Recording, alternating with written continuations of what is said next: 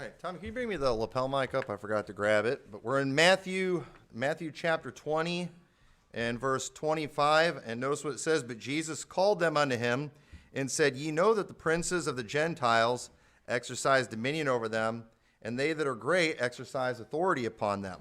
But it shall not be so among you. But whosoever will be great among you, let him be your minister, and whosoever will be chief among you, let him be your servant, even as the Son of Man came not to be ministered unto, but to minister, and to give his life a ransom for many." Those last two verses there are two of my favorite verses in the Bible. They're kind of what I've adopted as my life verse, and that is, "Whosoever be chief among you, let him be your servant." That is what Jesus came. He came not to be ministered unto. He came to minister. While he was here on this earth, he ministered. He did work. He thought about others. And all the work that he did, it was not to build something for himself. Everything he did was for other people. Every single thing he did, especially when he went to the cross, that was all about benefiting other people. And Jesus' disciples, we see, they weren't really much different than most people today, because when we see Jesus addressing these things, it was often after arguments they had about who was the greatest. And it is human nature for us to want to create hierarchies and ranks in areas where we really don't need them. But we do it anyway. These ranks often are nothing more than ways that we can exalt ourselves while at the same time pulling others down. And this is not a good thing. It is worldly. It is a very worldly thing. In any organization, though, you do need a leader. But this shouldn't be something that goes to our head or something that exalts yourself. Every construction crew needs a foreman. You have to have one. Every factory needs that manager. You know what? Every church needs a bishop. Even the role of bishop or pastor in a church, it's not something that should just go to somebody's head to cause them to get lifted up. You know what it should do? It should humble them, and it should be something that sobers them to think, you know what? I've been given a very important office. I've been given a very important responsibility, and as a pastor, I ought to take it very serious. And many times, the manager or the foreman, they're often there in that position because they have the most experience or because they've earned that spot. But it's not always the case, and it might be the case today, but eventually they might have somebody that works in there that becomes more qualified, but it doesn't always guarantee that they're immediately going to be in charge. The truth is, they've got the job. They need to do their job. The people that are under them, they need to do their job too. And everybody's in the will of God when they're in their place doing what God wants them to do. And as a Christian, especially as a Christian, we should be focused on our work and not our position. That shouldn't even be a thought about what's my position, how can I get this position. We should always just look at, where has God put me, what work has he given me to do, and how can I do this to the best of my ability? How can I accomplish as much as possible with the position God has given me? Your goal as a Christian, in any job should be just to do the best you can in whatever position you hold. Ecclesiastes 9:10 says, "Whatsoever thy hand findeth to do, do it with thy might. For there is no work, nor device, nor knowledge, nor wisdom in the grave whither thou goest." Colossians 3:22 says, "Servants, obey in all things your masters according to the flesh, not with eye service as men pleasers, but with singleness of heart, fearing God, and whatsoever ye do, do it heartily as to the Lord and not unto men, knowing that of the Lord ye shall receive the reward of inheritance, for ye serve the Lord Christ." So think about this. When you're doing work in the church, your goal should not be, what can I get from the church? What recognition can I get from the church? Your mindset should always be, hey, I'm working for the Lord right now, and he's going to reward me someday. That should always be your mindset. I am working for the Lord. Whatever position you have, God's given me this position right now. I am going to use it for him, and I'm going to wait and see what he does for me, not what everybody else does. I want to wait and see how God recognizes the work I've done, not what Pastor Tommy does or what he says, what the people of Liberty Baptist Church say. What God says, that needs to be our mindset. And what I want to do tonight, and this is going to be kind of an unusual type of message, but I want to take some of these principles about teamwork and specifically apply them to church soul winning. And I also want to make sure that I want to make sure we're all on the same page when it comes to our philosophy here in the church when it comes to our organized soul winning efforts. I want to make sure that we're all on the same page and that we're working towards the same thing, because what can happen, and thank God for the fact that our soul winning program is a growing thing, that more and more people are getting involved. But the more people that get involved, the more wills you have, the more ideas you have, and everybody's got their own opinion, everybody's got their priority, and if we're not careful, it can kind of become a free-for-all, and it can become, conflicts can arise, and all of a sudden we can start, hurting our efforts that we make if we're not careful, and we don't want to lose that teamwork attitude. And so I really want to explain this, because hopefully it'll help you understand why we do some of the things the way we do. And hopefully it'll help you understand too, as we have a meeting tonight and I talk about some things I'd like to do and where we could use some leadership and more help. It'll help you understand where we're trying to get, what we're trying to accomplish. And I think if we're all on the same page, I think it will really help a lot. So I'm kind of preaching this message to just set everything up for what we're going to do later. And so, first thing we need to understand, as a Christian, and I want to make sure everybody understands this, as a Christian, as a saved person, you have the right and you have the authority to tell anyone you want, anywhere you want, anytime you want about Jesus. Everybody understand that? And I want to point that out, because in a lot of churches, they act like we're out of line when we go outside our zone to go soul winning. And I didn't know we had a zone. Okay? I thought it was all the world. People will just be like, why are you guys going to Chicago? Why are you guys going to these other places? I mean, it's not like these people can come to your church. And it's like, we're just trying to get people saved.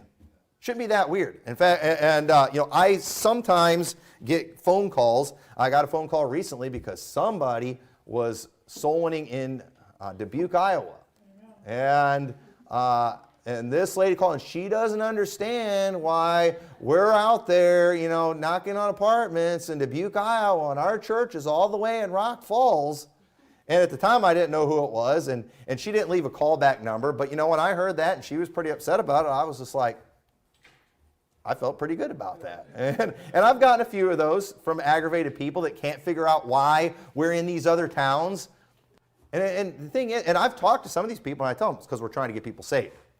Yeah, but they can't come to your church. It's like, you don't have to go to our church to get saved. If people hear the gospel and they believe it, they call on the Lord for salvation, they're going to go to heaven.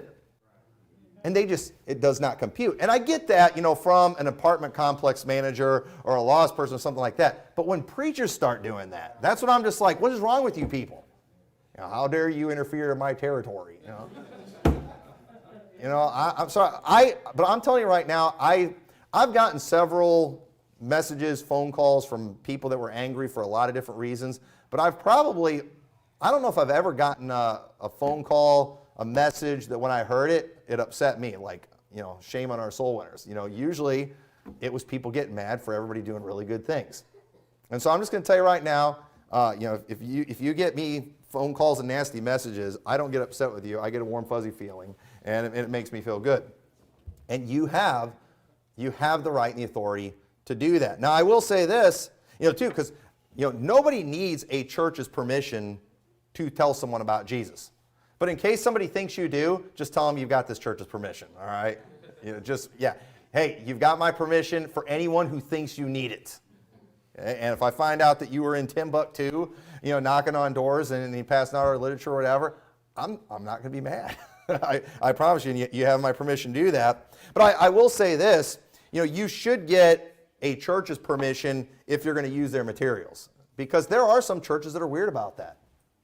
And that would be embarrassed if somebody was, using their materials outside their zone. And it's like, when it comes to their church, when it comes to their material, I guess they have the right to make whatever rules they want.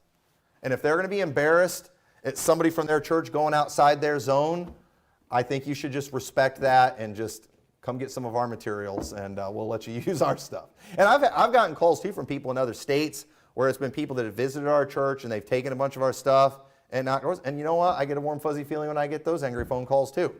I've got no problem with that. As long as people, and again, unless I get a phone call saying, these people were being jerks. They wouldn't leave when we told them, when we told them to leave, meaning somebody's house. Okay, apartment complex managers, they're another story. But, I said, I've yet to get the phone call where I was like, I was upset or embarrassed. That hasn't happened yet. But, when you are, because when you go out, you are going out as an ambassador for Christ. And you do have the right to do things how you please. I mean, you can dress how you want as long as it doesn't violate anything in the Bible.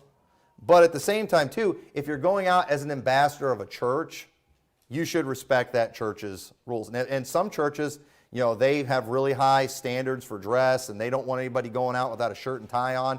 If that's that church's rule and you're out for that church, you should follow that. And I believe that. I'll respect that church's authority in that area. If we go help another church with soul winning, and they've got that standard, if their standard is white shirts and ties out soul winning, if we're going to go help them, you know what I'm going to tell all the guys we bring? Wear a white shirt and tie, right? Because we're kind of under their authority right now as we help them. And so I do believe you ought to respect that, but just understand you do, our church, when you're representing us, we let you kind of do what you want to do. So just keep that in mind. But, when you go out, you can choose a location as you see fit. You can go out whatever day you want. You can choose a time that suits you. And really the only request that I have as a pastor when you go out soul winning, especially representing our church, is that if you're somewhere local especially, that you keep track so we don't hit that area right after that, because we don't want to harass people. We don't want to be going there over and over again.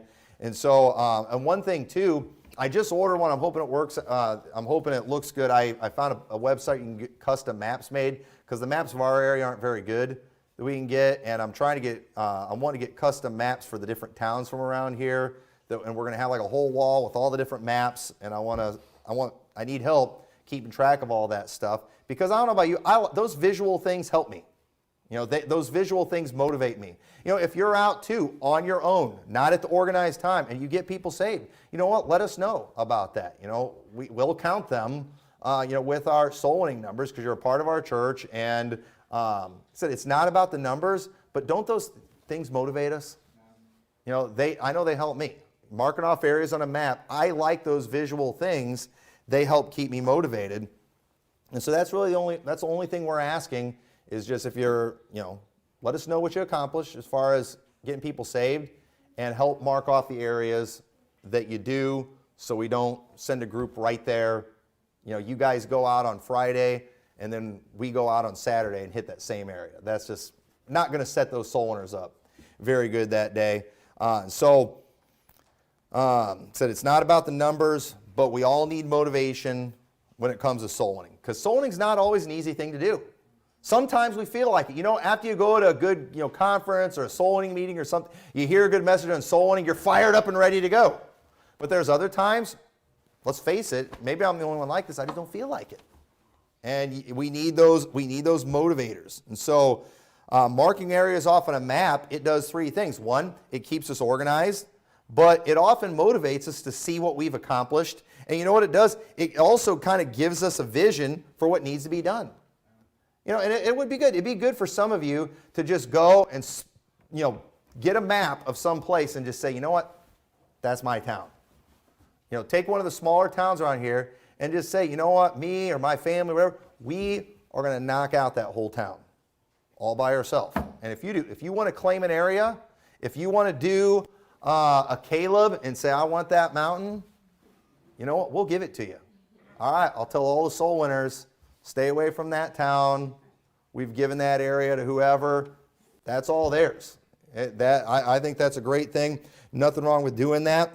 Try to save the closer areas for the organized soul winning on Sundays and stuff. We don't want to have to go real far. But if you want some smaller towns that are out there a little ways, that'd be a blessing and a help. But so when you go out as an ambassador for Christ and as a representative of this church, you should follow the leadership of that church.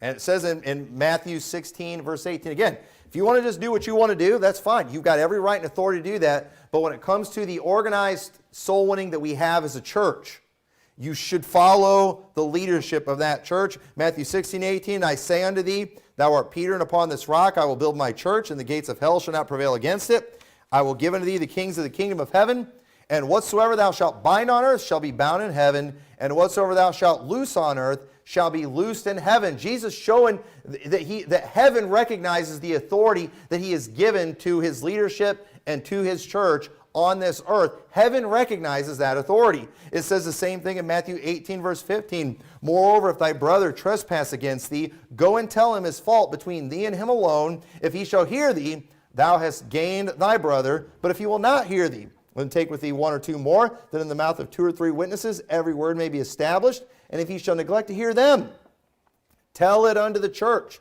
But if he neglect to hear unto the church, to hear the church, let him be unto thee as a heathen man and a publican. Verily I say unto you, whatsoever ye shall bind on earth shall be bound in heaven. Whatsoever ye shall loose on earth shall be loosed in heaven. You know what Jesus is saying here? When it comes to this thing, you've got this process that you got to go through when it comes to dealing with conflicts. And you know who the final authority is that he's given us on earth? It's the church. And then he said, well, I only care about what heaven thinks. Well, you know what heaven thinks? It thinks what the church thinks. That's what Jesus is saying right here. And so just understand, every church has its area of authority. And you know what? Just mark this down too. Every church is going to do things a little bit different when it comes to their soul winning program. Every church is going to operate different. They're going to have different soul winning times. They're going to have a little bit different method, different dress code, different. There's going to be all kinds of differences.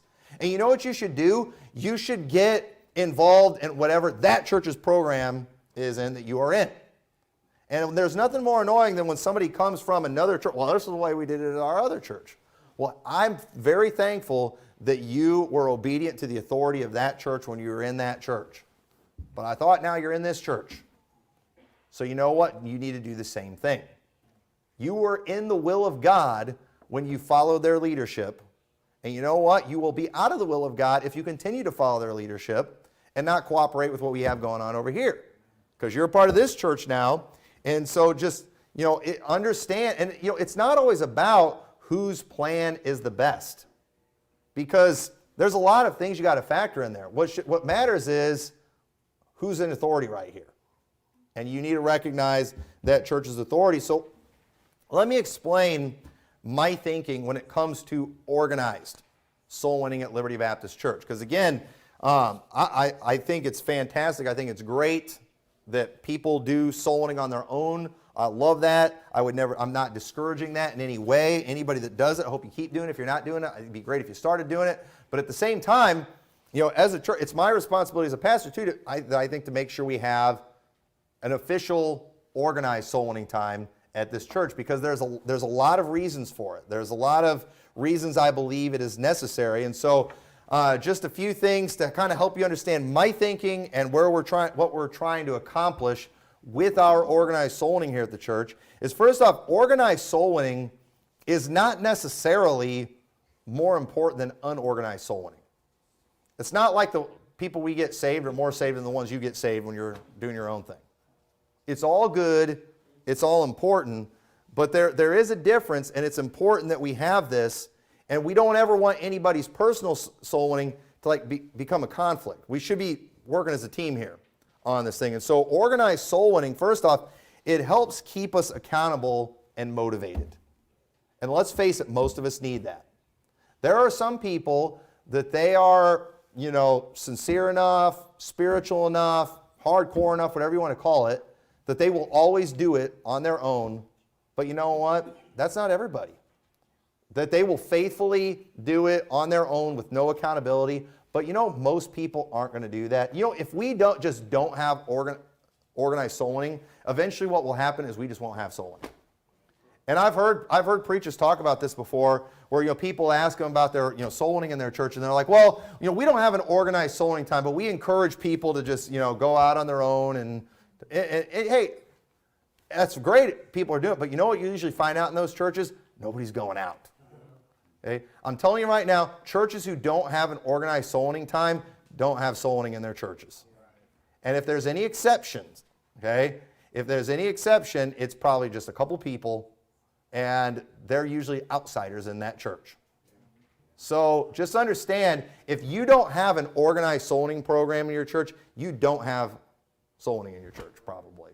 So just keep that in mind. And so we're always going to have an organized soul winning time and things like that, because most of us need it. Organized soul winning also helps make it easier for people who are new to soul winning to get involved. It's very important that we have a time, because, I mean, you know how hard it was for you to get started in this. People don't just turn it on like that. It's something, some people do. You've watched enough things online and stuff, it got you motivated. But that's not most people. Most people need to, if there's not a set time, they're just not going to do it. And it's very important that we have times we can tell people, this time, this day, we're going to have people at this church, they're going to go out soul winning, and so you're going to have somebody you can go with, be a silent partner, and learn how to go soul winning. It's very important that we have a consistent, organized time like that. Otherwise, some people are just never going to get started.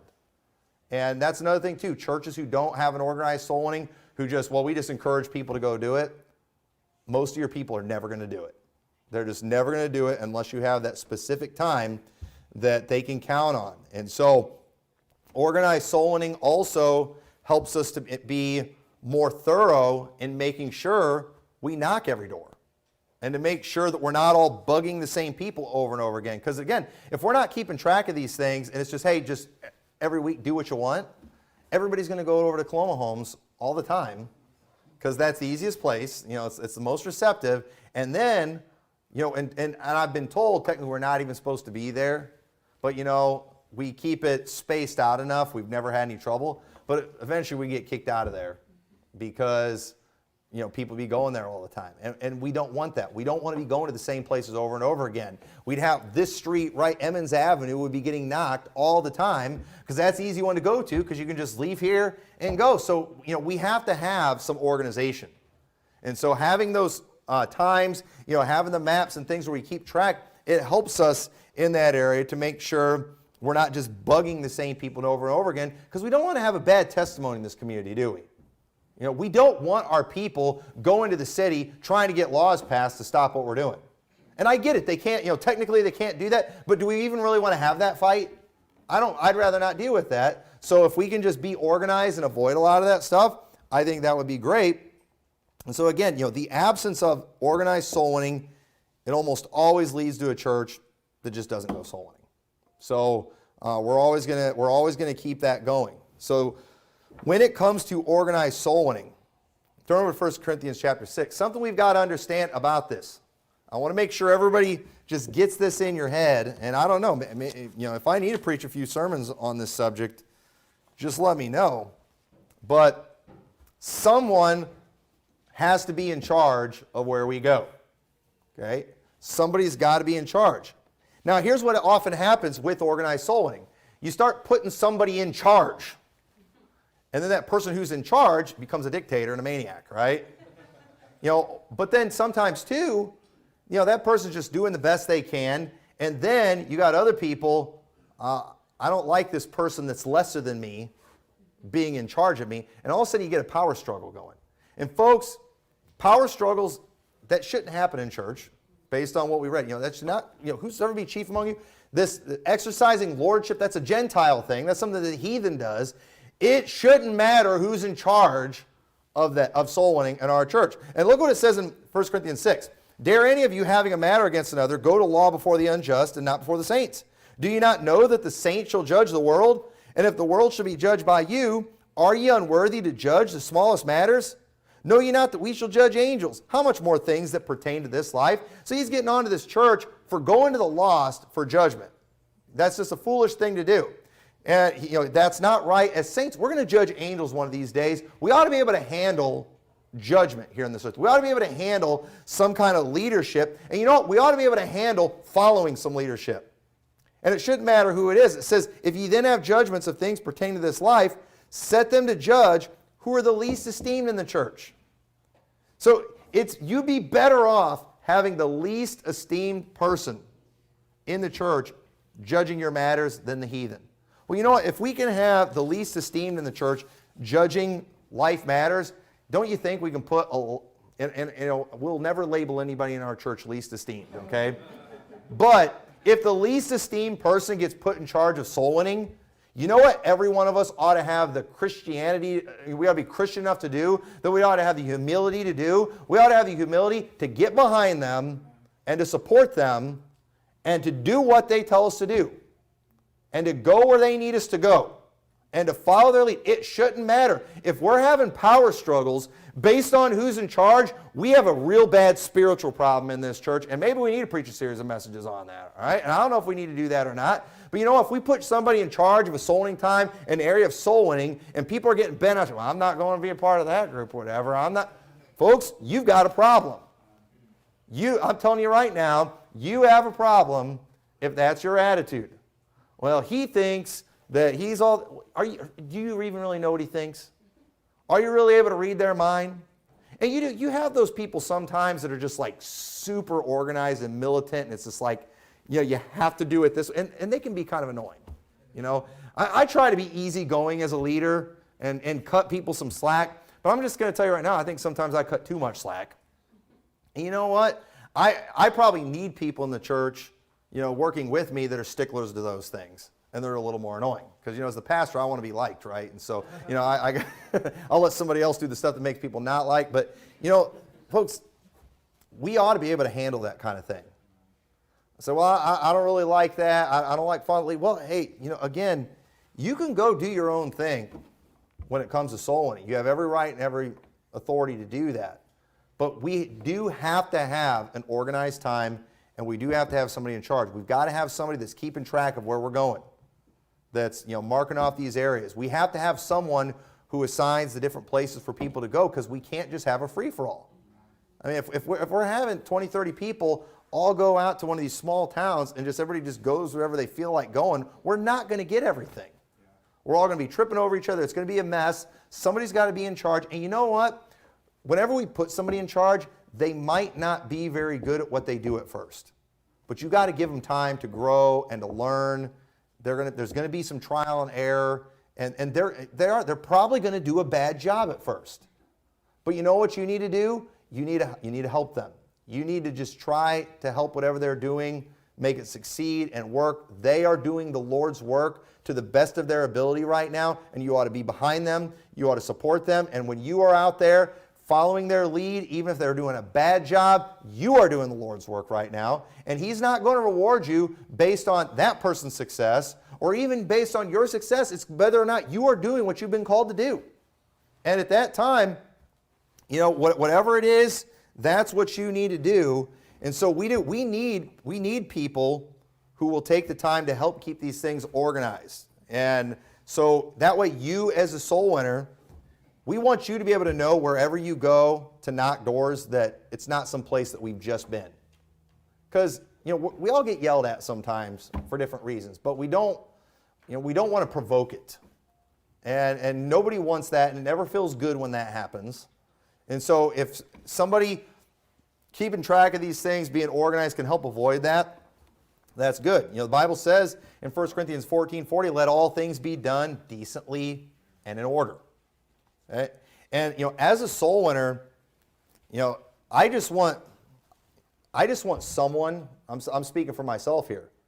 I just want someone, and it doesn't matter who, to just let me know where I can go and talk to some people that this church hasn't talked to in a long time. And I'll tell you right now, I hate organizing everything. I hate figuring out where to go. I hate driving everybody around and dropping them off. I hate doing all that stuff. And you know what? I just don't want to do it.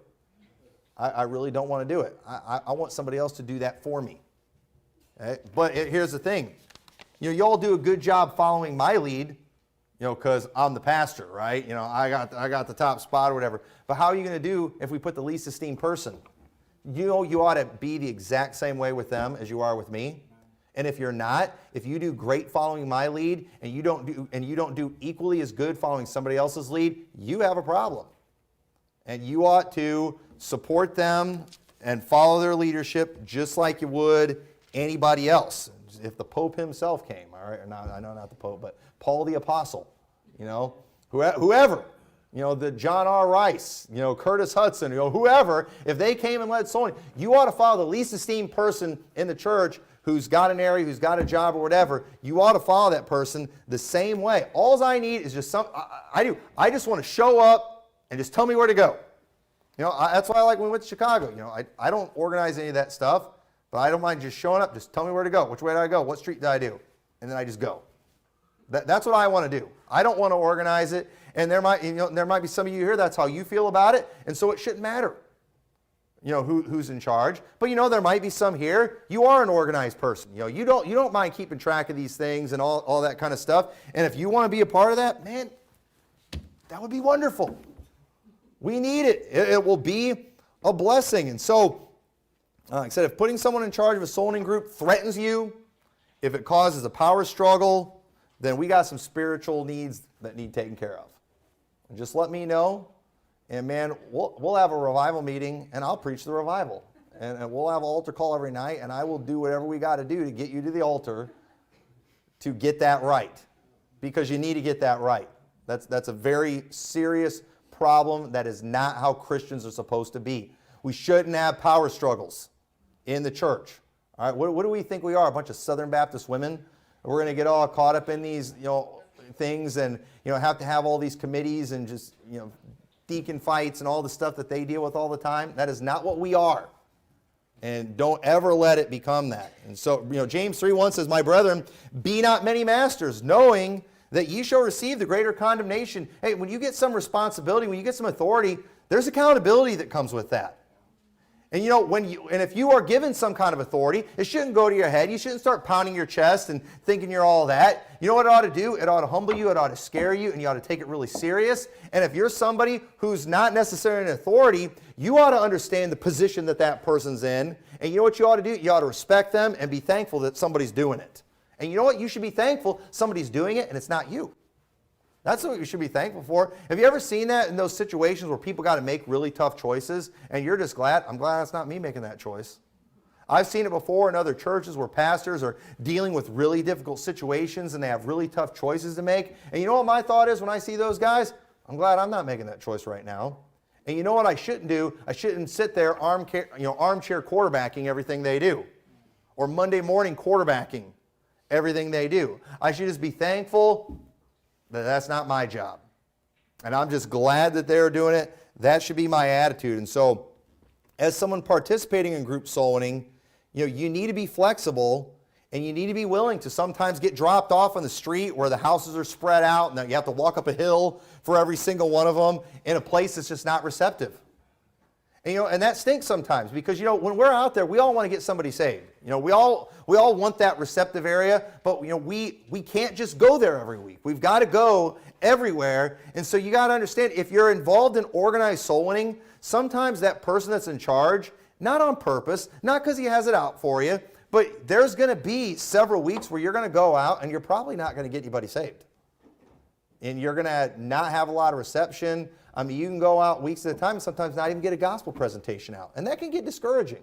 And that's one of the reasons we have the times we do where we take the trips to different places that are more receptive, and we try to keep those things in mind. But listen, if you really need that motivation, if you really, if you're, there's nothing wrong with you having goals about how many people you want to get saved.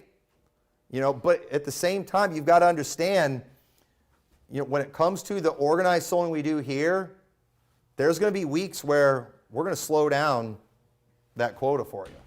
And so maybe you just need to go do some of your own stuff and just say, you know what, I'm going to go take a trip over here because, I've been getting nothing lately. But you know what you shouldn't do? You'd be getting a bad attitude towards our church and our organized soul winning and whoever's in charge of that time. You shouldn't get a bad attitude towards that. That's just how it's going to be. That's life. That's what it means when we, if we're going to go into all the world and preach the gospel to every creature. That means not just the receptive ones. We've got to go to those unreceptive areas, the ritzy areas, and we all don't like going to those places, but we have to. And some days I do. I just go out and I do. I'm really hungry to get somebody, and it seems like that's when I end up in some area where it's just not that great. And you're going to have that area. You just need that soul to get saved, and you're going to get sent to Park Avenue or the fancy street or something where with all the rich people that are too good for you and, too good for heaven and everything, and you're just not going to accomplish anything. Or, one of those days where there's no, you go to the Ritz areas and they're never home. And like nobody answers the doors. But you can't get a bad attitude when that happens, folks. That's part of organized soul winning. We're going to have to do those things and go through those areas. That is life. There's always going to be a better place we could have gone, but that shouldn't affect your attitude either way. And so in group soul winning, your priority should always be on the group and not just yourself. Okay? And always be thinking about the time. Remember, you're not the only one that's here. People are waiting on you. And I said often too, there's other responsibilities that we have here at the church. And we need to be back in time for choir practice and the other things we have going on. And I've seen this before. People have this attitude, soul winning is obviously way more important than choir practice. And so, if we're all late for choir practice or whatever, who cares? But folks, I'm telling you right now, that's a bad attitude. That's a bad attitude. When it comes to the ministry of this church, okay, our ministries should never be in conflict with each other, become competition with each other. We are all working together in this thing. And so soul winning is not an excuse to get out of or inconvenience other organized church activities. If you have committed to another ministry in the church, don't use soul winning as an excuse to get out of that. You committed to that. I really think soul winning is more important, and I really need to get that extra hour. Well, does it have to be the hour of choir practice? Why can't it be another time during the week? Why is that the only time of the week when you can do that? But yet people do. They just act like, no, today, right now, at this time, it's the most important thing in the world. And people do that too. You'll be in a group. There's a group of people. We're supposed to be done at whatever time. But you've got to reach that one more soul, and you're going to make everybody wait on you. All the other people, it's for a soul. What does a man profit gain the whole world, lose his own soul? Hey, there's always going to be another soul to win out there. There's always going to be one more door that you can knock. The last thing we want to be doing is letting somebody mess everything up towards discouraging all the other soul winners. We want people to continue doing this type of thing. But if it's creating conflict, then we've got a problem. And so you've got to, when you're out there doing your own thing, go as long as you want. Take all the time that you want. But when it's an organized thing, you need to always be watching the clock. You always need to be thinking about everybody else. It's not just you out there. Don't make people go out, organize a search party and go finding you. If you're in that house too, this is why you have a silent partner too. I mean, isn't it a blessing when you get invited into the house on those cold days? It's a blessing. Brother Jerry and Brother Chris got that. They got to get invited inside yesterday when it was cold when we were out. That's a blessing. But you know what? If that happens, and especially if it's starting to get close to that time when you're supposed to be done, you should let somebody know what's going on and where you're at. Because there's nothing more frustrating than driving around with 10 other people in the van, looking for your carcass everywhere, and wonder if we need to call the cops, like you got kidnapped or something. The soul, and I get it, man, every soul's important, but you've got to remember, the ministry of the church is important too. And you can't get so self-centered in what you're doing and focused on that one thing you're doing that you forget everything else. That is not a good attitude. You should always keep those things in mind. And so, in group soul winning, your priority should be on the group, not yourself. Always be thinking about these things. And so soul winning, or everyone, I already covered that, but every ministry in the church is very important. And it isn't soul winning that gets in the way of ministries, of these ministries. It's your lack of cooperation. That's what's causing these problems. And so we need to make sure that we're all cooperating and think about everything. Everything is more important. If your ministry in the church, whatever it is, especially when it involves groups, you need to make sure that you fulfill those things to the best of your ability, that you're on time, you help those things run smoothly, and we can't be letting the different ministries create conflict and competition in the church. That will just destroy all of them. All the ministries are important. Ephesians 4:1 says, I therefore, a prisoner of the Lord Jesus, beseech you that ye walk worthy of the vocation wherewith ye are called, with all lowliness and meekness. Okay, whatever you've been called to do, you ought to have a lowly and meek attitude. You know what your attitude shouldn't be? Well, I'm in the soul winning ministry. They're in the choir ministry. Souls are so much more important than singing. Hey, whatever vocation you've been called with, you ought to have a lowly attitude about it. You know what you should do? You should put them above you and say, I'm not going to inconvenience that. You know why? Look at verse 3, endeavoring to keep the unity of the Spirit and the bond of peace. That's what we're trying. We're trying to be united here. We're trying to work together. Amos 3:3, can two walk together except they be agreed? And so and especially too as a pastor, when it comes to the things that I'm doing, the things that I plan, I'm trying to think about the church as a whole. And if you have a responsibility in the church, whatever it is, whatever area, obviously, if that's going to be the thing that you focus on the most, but you should also have a church as a whole mentality too. That needs to be the attitude. And I've seen it before in churches where ministries, they conflict with each other. And there's like literal opponents and teams in the church working against each other. That's terrible.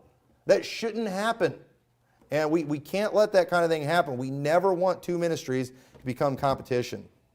And you know what? We don't want two soul winning groups to become competition with each other either. That shouldn't happen. And if it is competition, it's just to motivate each other to do more. But at the end of the day, you should be cheering, for the other side to do good. Because what all we really need when it comes to our organized soul winning? We just need places for people to go. And that's why too, we need different groups. Okay? And it's not that we got these different groups are like different teams where we're competing, or you have your elite group and your subpart. No, or we just need places to go. That's all there is to it. That's why we have these different groups. It makes it easier to keep it organized, to make sure we're covering everything, to know what all's going on. All we need is just places to go, and it really shouldn't matter. Just your attitude. Just give me somebody to talk to. Give me a street. That's all we need. Just give me a street. And so something. And I've preached whole messages on this before. I'm not going to really spend any time on this. But something that organized soul winning does besides winning souls, because this is another reason it's a ministry. It doesn't just get people saved. And we love that it does. But one of the reasons I like organized soul winning is because, one, it's good fellowship, and we need good fellowship. That's a good way for people to fellowship with each other, get to know each other. You know what else? It's good advertisement for the church. And nothing wrong with advertising as a church. It puts many things that the Bible teaches in perspective. I've talked about that before. I mean, when you get out there and you see the world, you see different people, talk to different people, all of a sudden, a lot more things in the Bible start making sense. It helps you get outside your own little world. So that's good for you as a Christian across the board. It develops your character in many ways. And I can't remember what sermon, I preached a sermon on that, basically just talking about like side effects, or positive side effects of soul winning or something like that. And it was a bunch of things. Was it the Spirit of Liberty that we did that? I think I preached a sermon too on that though. But yeah, we did a Spirit of Liberty program on that. I think I preached a sermon on it once too. But either way, go find those things. They're online somewhere. But and again, organized soul winning, it motivates others to keep soul winning. Some of you need it. I need it. I'll admit it right now. If I don't have somebody waiting for me to go soul winning, I can find a lot of excuses not to go. And so, it's going to help across the board. So bottom line is this ministry, it is good for our church in many ways. Your participation, your cooperation in it, it's going to help our church in many ways. It's not just going to get people saved. It's going to help our church. And we do. We want it to help our church. So we need a good, strong, organized soul winning ministries. These are all good reasons. I think you should be a part of the organized soul winning efforts in the church. I think everybody ought to try if you can. Sometimes schedules won't allow it. There's a lot of reasons. Sometimes people can't do it. But at the end of the day, you ought to try, because keeping those soul winning groups strong is going to help keep us from going to that attitude of, well, we just tell everybody to go out and everybody does their own thing. Because you know why a lot of churches do that? Because when they have the organized soul winning time, nobody comes. And then they get discouraged. And nobody wants to admit we quit soul winning in our church. So what they do is they adopt a new program where everybody just go do your thing. And then, all right, we got a program. I hope somebody's doing something, you know. But you and I know nothing's getting done.